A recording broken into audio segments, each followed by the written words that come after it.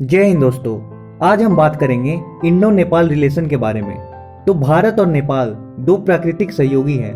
नेपाल भारत और चीन के बीच में एक बफर के रूप में कार्य करता है। बफर का अर्थ होता है एक ऐसा देश जो दो प्रतिद्वंदी शक्तियों के बीच स्थित हो और दोनों के बीच एक गैप की तरह काम करता हो। और हिमालय भूगोल के कारण नेपाल अपनी लगभग सभी इंपोर्ट के लिए भारत पर निर्भर करता है। दोनों देशों में न केवल एक खुली सीमा और लोगों की आवाजाही साझा करते हैं, बल्कि विवाह और पारिवारिक संबंधों के माध्यम से भी उनके बीच घनिष्ठ संबंध है, जिसे रोटी बेटी के रिश्ते के नाम से भी जाना जाता है। नेपाल भारत के 5 राज्यों के साथ सीमा साझा करता है, और वो कौन से राज्य है ये आप कमेंट में बताइएगा। तो आगे बढ़ने से पहले चलिए जानते हैं आखिर नेपाल क्यों अपने आप में और भारत के लिए इंपॉर्टेंस रखता है। पहला कारण, जैसे कि मैंने बताया कि नेपाल दो एशियाई दिग्गज भारत और चीन के बीच एक बफर के रूप में कार्य करता है। दूसरा, भारत को जियोग्राफिकल प्रॉफिट यानी भौगोलिक लाभ प्राप्त है, क्योंकि दक्षिणी नेपाल मैदानी है और इसलिए रेल और सड़क से संपर्क बनाना आसान है, लेकिन नेपाल का उत्तरी भाग पहाड़ी है और इस प्रकार चीन द्वारा सड़क रेल संपर्क की स्थापना के लिए कठिन इलाका है। तीसरा, नेपाल में विशाल हाइडल पावर जनरेट करने की पोटेंशियल है, जिसका उपयोग सही तरीके से करने पर दोनों देशों के बिजली संकट को हल किया जा सकता है।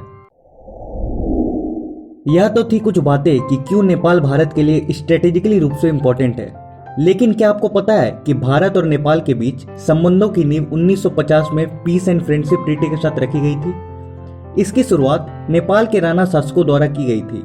उन्होंने नए स्वतंत्र भारत के साथ घनिष्ठ संबंधों का स्वागत किया, इस डर से कि चीन कम्युनिस्ट उनके शासन को उखाड़ फेंकेंगे। हालांकि नेपाल में राणा शासन 1950 की पीस एंड फ्रेंडशिप ट्रीटी पर हस्ताक्षर करने के 3 महीने के भीतर ही ध्वस्त हो गया, और उस समय की केवल एकमात्र भारतीय समर्थक पार्टी नेपाली कांग्रेस को स्थापित किया गया, और आज के नेपाल के प्राइम मिनिस्टर शेर बहादुर देववा इसी पार्टी से हैं। अगस्त 2014 में 17 साल के बाद एक भारतीय प्रधानमंत्री ने नेपाल का दौरा किया, और उस समय हमारे पीएम मोदी जी ने कुछ समझौते पर हस्ताक्षर किए। पहला, महाकाली नदी पर बनने वाली 5600 मेगावाट की पंचेश्वर मल्टीपर्पज प्रोजेक्ट से संबंधित कार्यों पर तेजी लाया जाए। दूसरा, सीमा पार रेलवे के निर्माण में तेजी लाना और डिस्प्यूटेड सीमा मुद्दों को हमेशा के लिए हल करना। तीसरा, भारत नेपाल में पेट्रोलियम पाइपलाइन के निर्माण की परियोजना 2 चरणों में लेगा। चौथा, नेपाल टीवी और दूरदर्शन के बीच सहयोग। 20 सितंबर 2015 को नेपाल ने अपना संविधान पारित किया और राष्ट्रपति रामवरण यादव के नेतृत्व में अपना 7वां संविधान प्राप्त किया, और उन्होंने सेकुलर एंड डेमोक्रेटिक यानी धर्मनिरपेक्ष और लोकतांत्रिक संरचना को अपनाया। 6 फरवरी 2016 को रक्सौल बीरगंज चेकपोस्ट, जो भारत और नेपाल के बीच माल की आपूर्ति के 2/3 से अधिक के लिए जिम्मेदार है, 5 महीने के अंतरकाल के बाद फिर से खोला गया। इस कदम से दोनों देशों के बीच सकारात्मक प्रतिक्रिया आई, जिससे व्यापार को तगड़ा बूस्ट मिला। भारतीय सेना की गोरखा रेजिमेंट का गठन नेपाल के पहाड़ी जिलों से भर्ती करके किया जाता है।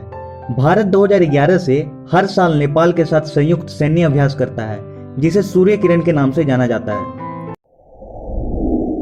भारत और नेपाल बिम्स्टेक यानी Bay of Bengal Initiative for Multi Sectoral Technical and Economic Cooperation, BBIN यानी बांग्लादेश, भूटान, इंडिया और नेपाल नॉन अलाइन मूवमेंट और सार्क जैसे कई मल्टीलेटरल मंचों को साझा करता है।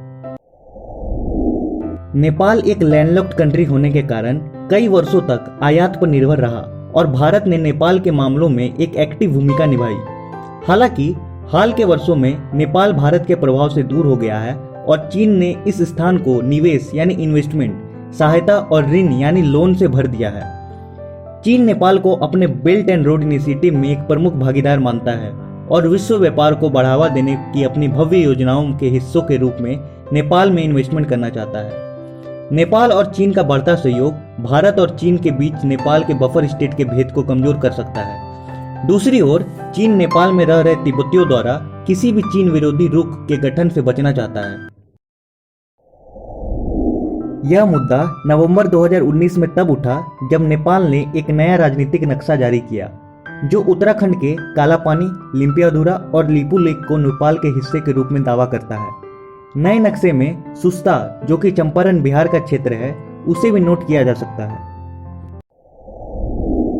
अभी के नेपाल के पीएम शेर बहादुर देववा नेपाली कांग्रेस से बिलोंग करते हैं। जो कि चाइना और इंडिया के बीच में काफ़ी हद तक न्यूट्रल रहेंगे।